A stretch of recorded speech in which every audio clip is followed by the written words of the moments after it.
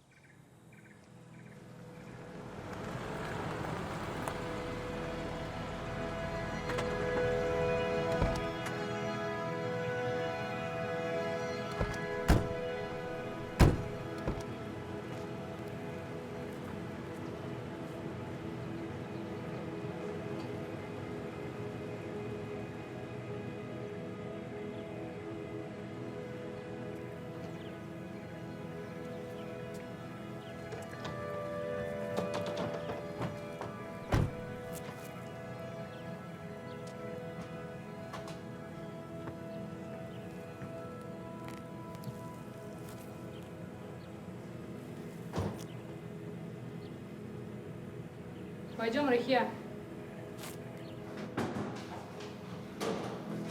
Чувствуй себя как дома.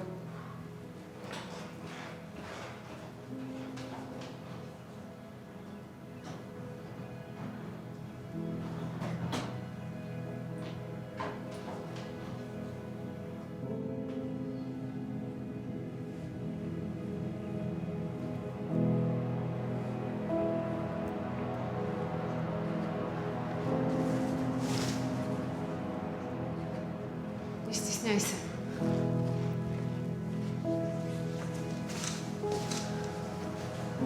Дома немного пыльно. Как давно нас не было тут.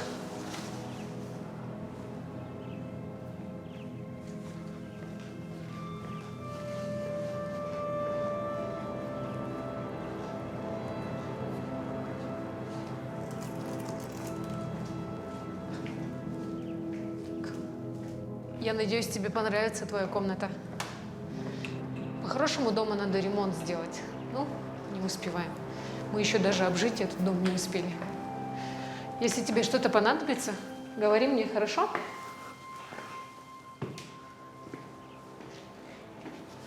Но біздің бөлмеміз, біз Қайрат екеуміз осында боламыз. Ал мынау сенің бөлмең. Біздің қасымызда.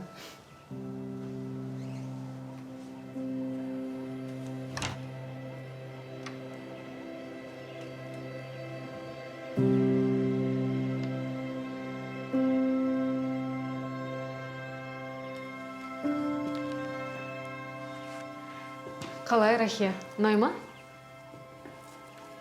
Так что... Я рада, что тебе нравится. В будущем это комната ребенка. Мы, правда, ее еще не обустроили. Все-таки суеверие. Нельзя заранее ничего покупать. Но как только родится ребенок, Я все сделаю для своей малышки.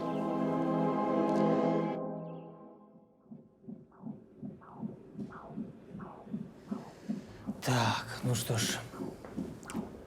Плацентральный кровоток в норме. Артериальное давление не повышено.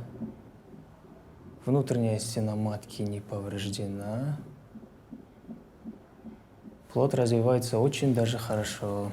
Бұл деген өте жақсы. Рахия, ешқай жеріңіз ауырмайды ғой?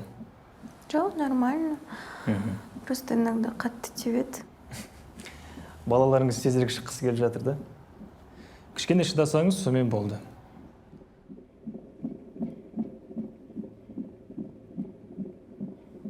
Рахия, біз саған маңызды бір мәселені айтқымыз келеді. Суррогат ана жалдағанымыз туралы ешкім білмейді. Оның үстіне Динараның бала көтере алмайтын құпия ұстап келгенбіз. Осы құпиямыз сыртқа шығып кете ме деп қорқамыз. Сондықтан біз бірнеше аптаға қала сыртына кетуге жоспарлап тұрмыз. Значит, туғанға дейін көріспейміз, да? Жоқ.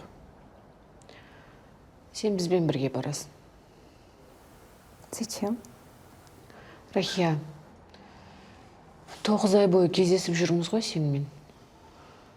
Біз саған қатты үйреніп қалдық. Пожалуйста, войди в мое положение. Но мен видеоотчет жіберіп тұрам ғой. И өз баламды қалдырып кете алмаймын. Может, как-то договоримся? Не істеу керек? Рахия таза ауада көп серуендесе, сол балаға өте пайдалы. Онда қалған ақшаны туғаннан кейін емес, қазір бересіздер.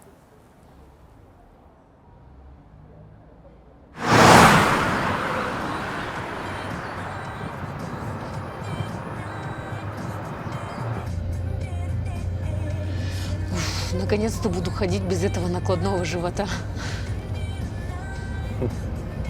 Не гулесің, оңай деп ойлайсың ба сонда ішпен жүрген? Попробуй сам так походить.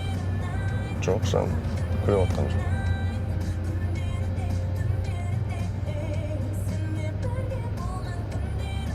Самое ужасное, когда все подходят и достают тебя вопросами. Ой, как дела? Как себя чувствуешь? Как малыш? Когда родишь? Ой, можно потрогать живот? И все начинают сюсюкаться. Знаешь, как это раздражает? Как будто я в зоопарке себя чувствовала. Я уже боялась, что меня спалят, блин, с накладным животом. Рахия, как себя чувствуешь? Не укачивает? У меня все хорошо.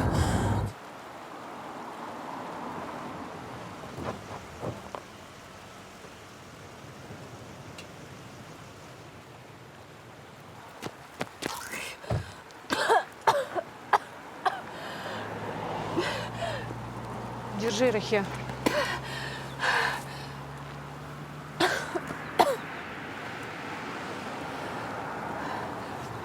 Дать еще? Сорм. Воды. Холод. Блин.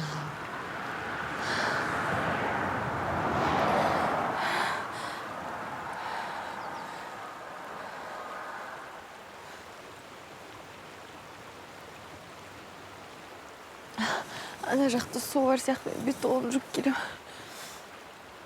Я с тобой пойду.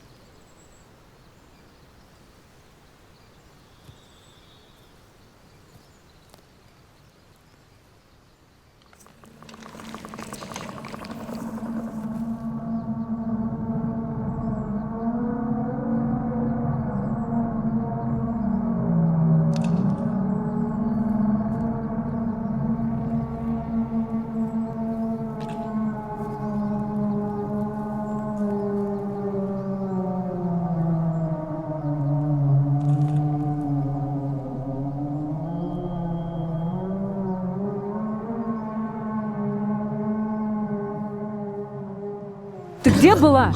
Динара. Я потеряла тебя. Речка, да. Умылась? Да. Все в порядке? Да. Поехали, все.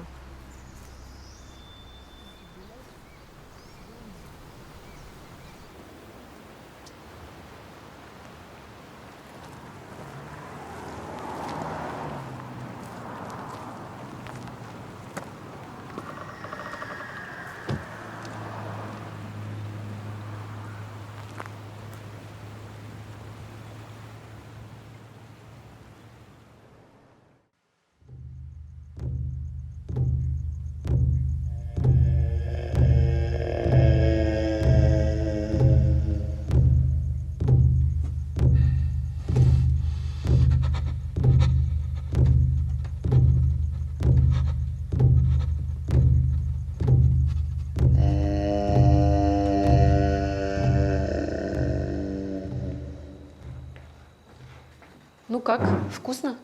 Угу. Аспус, давай я тебе салат положу.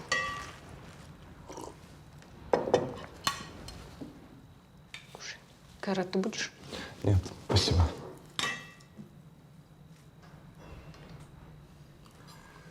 Я солай, Рахия. Айтайын дегенім, бізге көмектескені үшін рахмет. Қызымыз үшін рахмет. Біздің өтінішімізді қабылдап, үйімізге келгенің үшін рахмет. Жалпы сол, бәріміз аман болайық. Қызымыз аман есен өсіп, қуанта берсін. Сол үшін.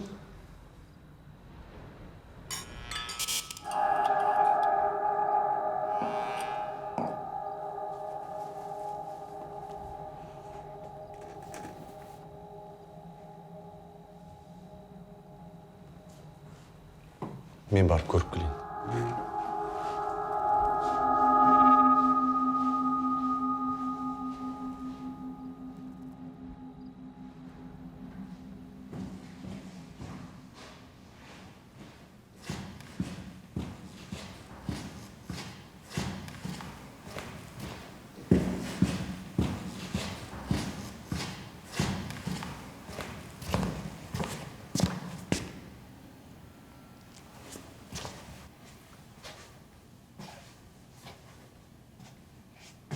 Рахия. Саған бір сұрақ қойсам бола ма? Я қоя беріңіз.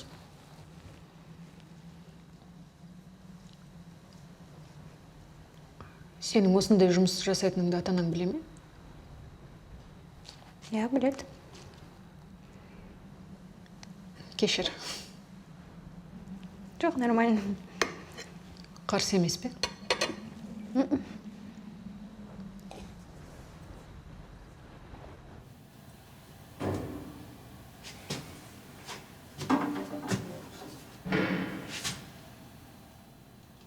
Жалғыз өзіме баламды бағу керек.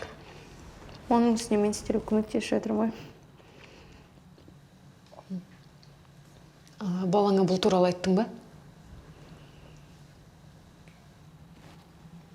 Өзін түсіндіріп айтам.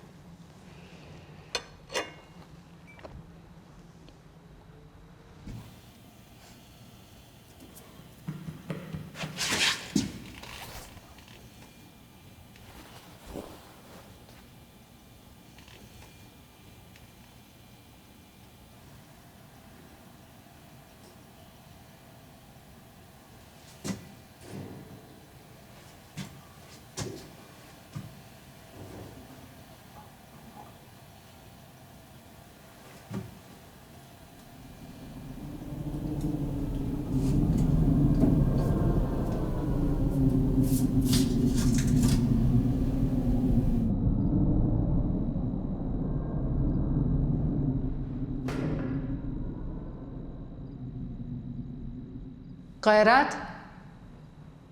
Кайрат?